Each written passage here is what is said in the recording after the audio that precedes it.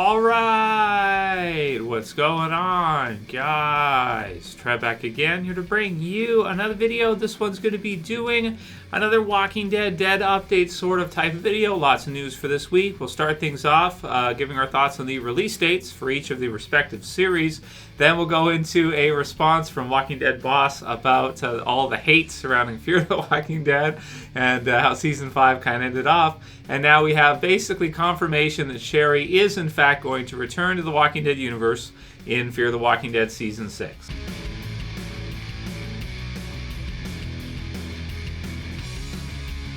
Okay, and I'll put the links in the description for each of these respective topics for you guys, so you can go ahead and check them out in more detail should you want to yourselves. So, first thing I thought was good is that we've got sort of the release dates now from Forbes for the Walking Dead series this year. As long as they're correct, I think they are. Usually Forbes is pretty on point.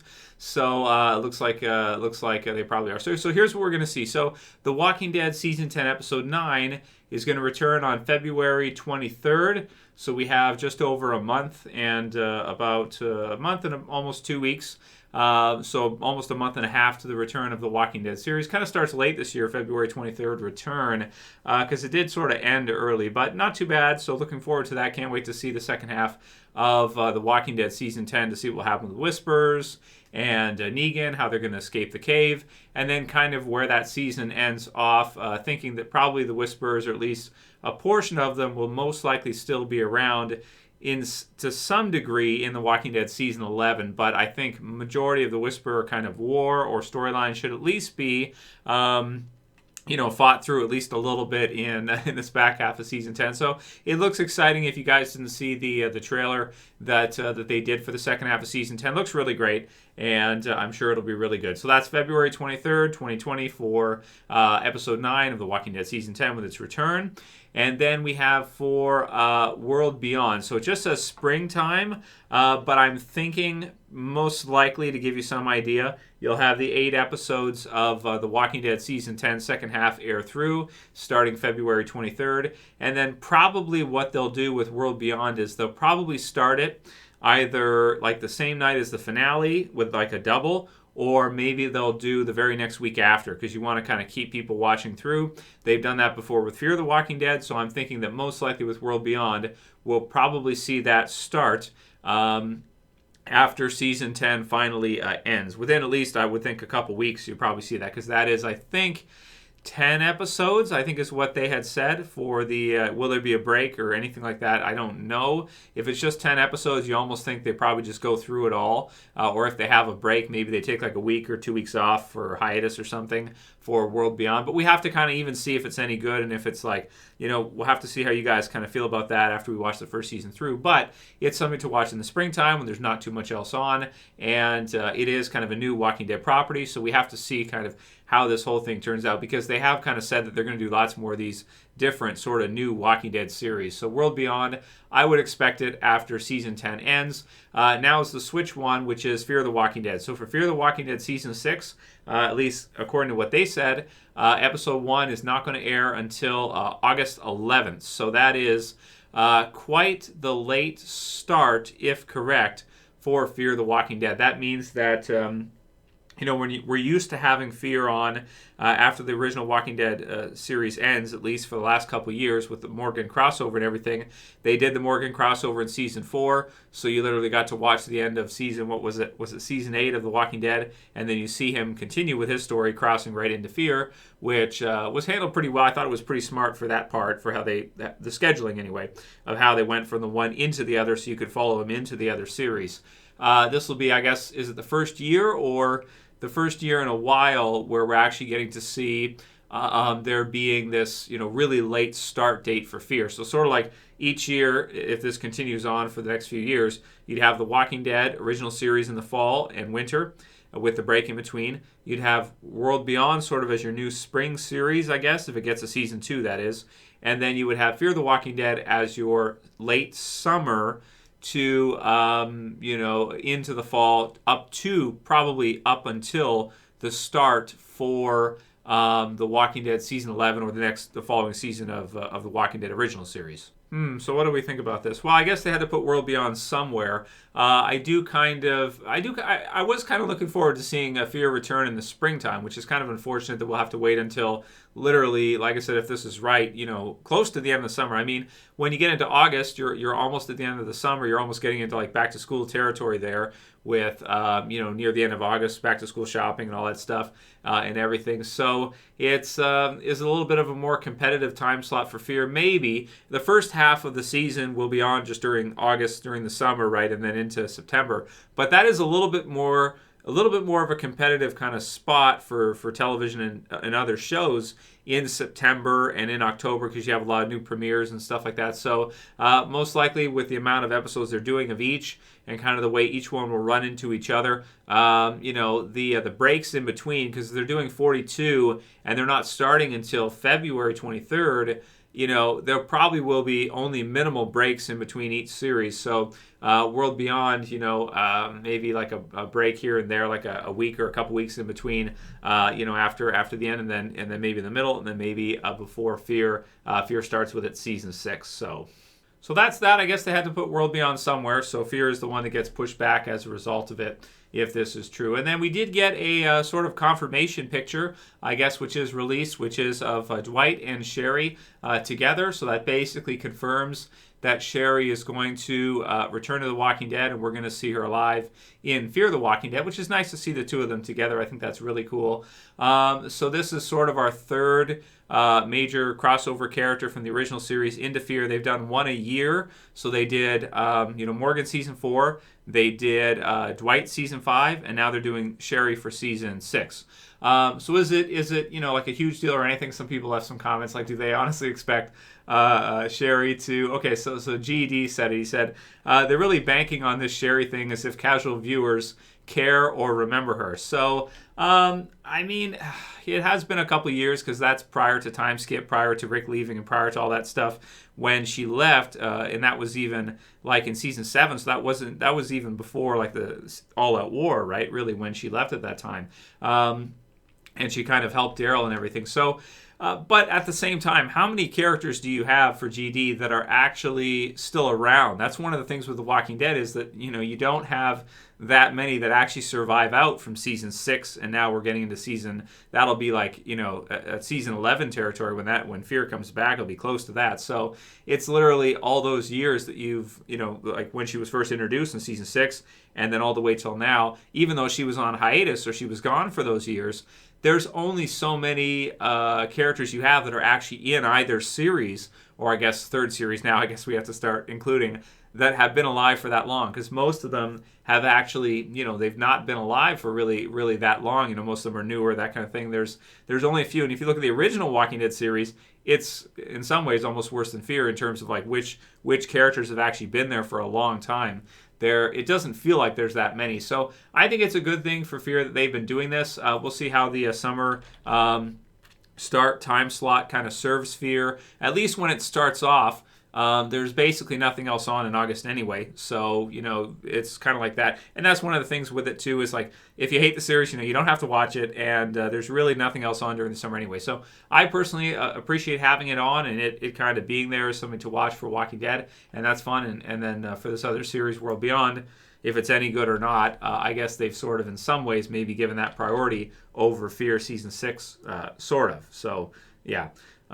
So that's that one, and then the comments about Walking Dead boss responding to the fan hatred of Fear. So I do think this one is actually kind of sad, right? It's like you have this series on, it's going to be in its 6th season, and everybody hates it. And you've given, I think one of the Forbes guys was saying, they should have just kept all the original characters in the original Walking Dead series, because they could have used them there. You've given them to Fear, and, basically nobody likes it. Or at least the way second half of season 5 ended, almost nobody liked. And they address here, and we'll read it through, link in the description, some of those low rating episodes, like the one that was like the worst episode ever. I think it was the second last episode of the season they did with, was it like a selfie death or whatever that was. Just like the IMDb scores and Rotten Tomatoes scores were awful. So here's what it says. It says, The Walking Dead Chief Content Officer Scott Gimple breaks his silence on the largely negative response to the 5th season of Fear the Walking Dead, the first season of either show to receive a rotten score on Rotten Tomatoes. Gimple, who boarded the spinoff in its 4th season as executive producer alongside joint showrunners Andrew Kamlis and Ian Goldberg, says season 5 was a bridge season necessary for setting up season 6. And in time, Gimple says, audiences will come to appreciate Fear season 5 in retrospect. I don't know about that one. I'm not sure about that one, Gimple. You have to sell us on this. Okay, he says, quote, we've been lucky enough on that show to be able to do these long-range plans. Season 5 was about setting up this journey that these characters are on through there to season 6, and I think people are going to see the relationship between those 2 seasons. Gimple told Entertainment Weekly, I think we're getting to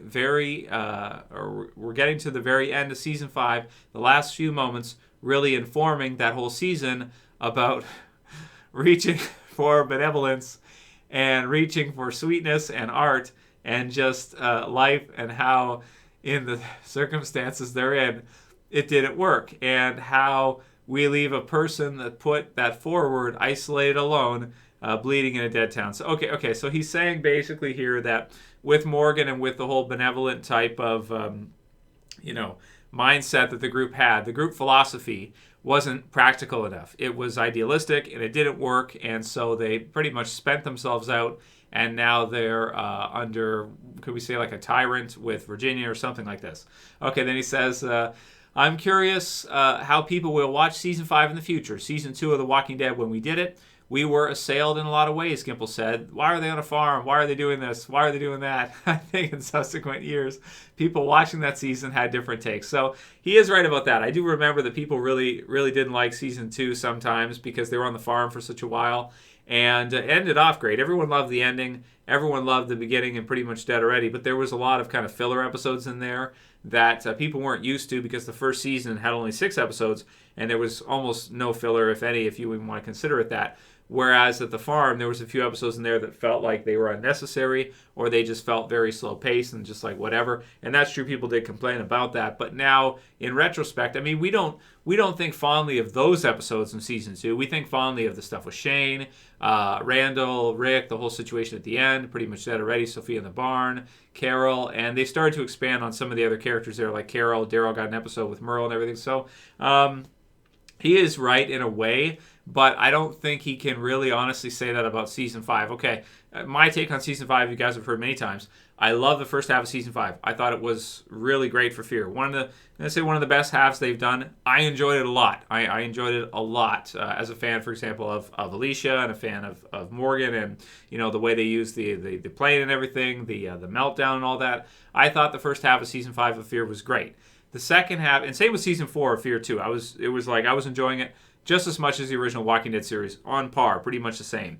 The second halves were the problem. The second half of season 4 and the second half of season 5. Those were the parts where they had already burned themselves out, in my opinion anyway, in the first half of those seasons. And then when you got to see the second halves, it was like there wasn't that much. The villain in the second half of season 4 was their name, Martha, whatever her name was, something like that, was almost like the worst ever.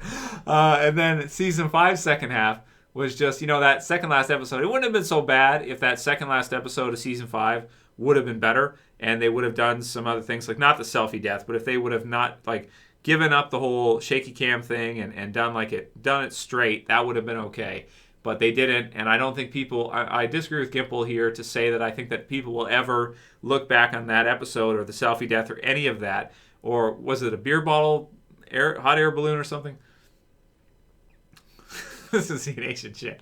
I don't think anyone's going to look back on that and think fondly of that. He continued this season 5 as a piece setting up season 6 into a truly serialized entertainment. I think people might see the relationship and the journey, why the journey went the way it did. I was so happy with the way that everybody did. I think it really did come together in the end in this really tragic way that we couldn't have gotten to without that we had been on. Well, here's the thing. Okay, the final episode with Morgan, the standoff with Virginia, okay, that was really shocking and everything like that. So I have no problem with that episode. I think that at least the end part of it, I think that was something that that's memorable from the season and everything. The problem is when you have episodes like episode 15, you lose momentum and it screws up the whole series, because then if you look at review scores, for example, if you have a terrible 15 that's just absolutely dreadfully awful, it takes everyone out of experience. Then you come back with episode 16 and you do something kind of more serious. You're losing your flow, and you're losing your sense of what it is. You're losing your genre. You're losing, because you're doing these kind of silly, crazy things, and then you're getting serious all of a sudden with Morgan being shot, which by a lady in what is it, Texas or something. And they're being taken away like they're slaves and stuff. So it has kind of maybe some subconscious kind of things, for at least for in terms of like slavery and things like that. Like, at least for me, that was the way I got some of these kind of angst and this kind of thing from it, because Morgan and everything. So being shot by a white lady, it's like, and then she's like taking them away like they're just whatever, slaves to her and this kind of thing. Anyway, you go from something which was pretty dark. It was a pretty dark way to end it, but you go from this crazy thing that's like like the worst, like the selfie, the worst thing ever, just awful to watch and everything like that. And worst episode of the whole franchise is rated in terms of reception, lowest rated ever. And then you go to that, and it's like, it's very hard to go back to that when you just did something that's totally crazy, right? And just like not in a good way. It's a tricky thing, because again, as long as somebody is coming at their opinion, having watched the show, and as long as they have an open mind to start with, anybody's opinion is valid, Gimple said. When asked how much attention is paid to critical feedback, well, how much can they pay to it? They got a show to run. They got to do their episodes. They got to do their stuff, right? One of the reasons I don't read them is because it's endless. It's not, okay, I'm going to read this person, but I'm not going to read the other 15 articles, and these people have the mic. It's not quite fair, nor do I think it's storytelling with integrity to just seek out what people's criticisms are and address those criticisms without looking at the whole audience. And does online criticism represent the entirety of the audience? It is the same sort of demographics that are issuing those criticisms that are watching TV. Just as far as their interests or their history with the show or any of those things. That works both ways, Gimple continued. People are saying awesome things about the show. I also don't think it's like reading that and be like, yes, nailed it. So I think what he's basically saying here is that he takes it with a grain of salt when it comes to how the fans feel about it, and really, what he thinks about it is, and what it's doing is what, from his perspective, is what he's really focused on here, from the sounds of things. It's just not telling a story with integrity. I mean, would we have told episodes 905 and 906 of The Walking Dead the way we did if we were just full of worries, if we were just trying to make sure that we weren't taking a risk and ensuring that everybody in every sort of quarter would be happy with it, with the outcome, with Rick, Andrew Lincoln going, which was happening either way, by the way. So there's nothing they could do. That was going to happen either way, and it's what it is. So whatever, he says all this about it. So what do we think? Okay, well, my opinion, pretty simple. Okay, season 6 coming up in the summertime. It's the summertime. There's just about nothing else on. If you want to watch it, it's there. You can watch it. Now you're going to have 3 of the original Walking Dead survivors in it, with Sherry joining too, which I am looking forward to see that. Actually, I want to see Dwight and Sherry, because that's cool. Because they would have never gotten time to do that in the original Walking Dead series with the runtime. They would have just had to kill off one or the other, or they'd just be standing around and not doing too much. So I think it's a good thing that they're doing this. And then of course you have the OG, Fear team and everything as we've gone over.